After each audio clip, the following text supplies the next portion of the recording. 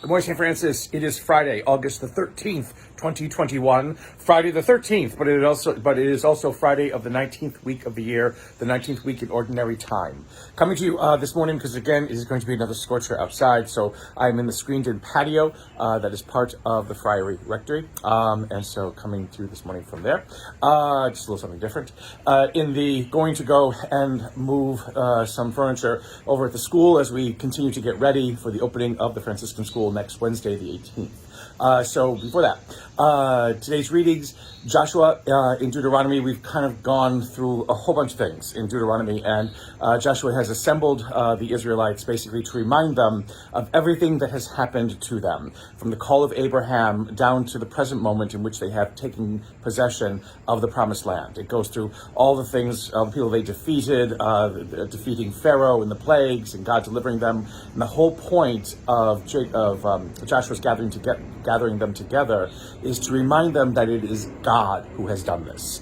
God who has done this for them. They have done nothing but follow the will of God and the work of God and the hand of God and the leadership of God through all of this. God has arranged for it. God has prepared for it. God has brought them into this land. And it ends, again, that they are drinking the wine from vines that they did not plant and eating the produce of the land that they did not sow. And to remember the responsibility that they have to God, who is responsible to them in bringing them to this point. Again, a whole bunch of things have happened that maybe have been very unsavory and unlike anything that Jesus talks about in the New Testament, but it is still the hand of God that has led them into this moment in their lives.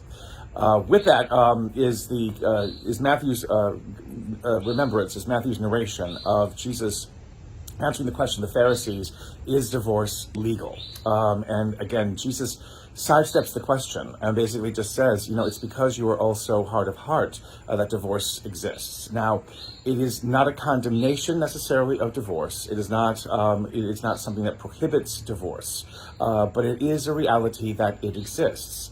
What Jesus basically is trying to say, though, is that in the prospect of divorce, there is the potential that two people who once said, I love you, and now become people who are at each other's throats.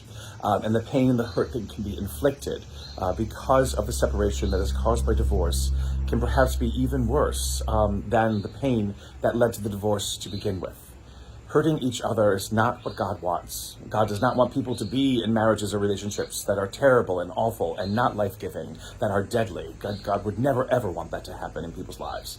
But God also does not want people to continue to hurt each other once separation happens and once people begin to move on with their lives. To be able to continue to hurt each other, to be at each other's throats, to continue to disparage and to harm each other in so many ways is not something that brings life. It's not something that helps us to embrace our humanity. It's not something that helps us to reflect the image of God, even in midst of pain and trouble and hurt. We can do all kinds of things to each other, to hurt each other. We can do all kinds of things to make each other's lives difficult. We can do all kinds of things to continue to compound the pain that we have felt, perhaps because of the deeds we have committed against each other. But that will not get us anywhere. That only allows us to fall deeper and deeper into an abyss from which sometimes there can be no escape if the pain looms larger than the healing that lies before us.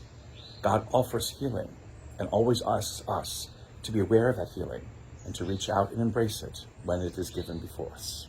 And may the Lord give you his peace.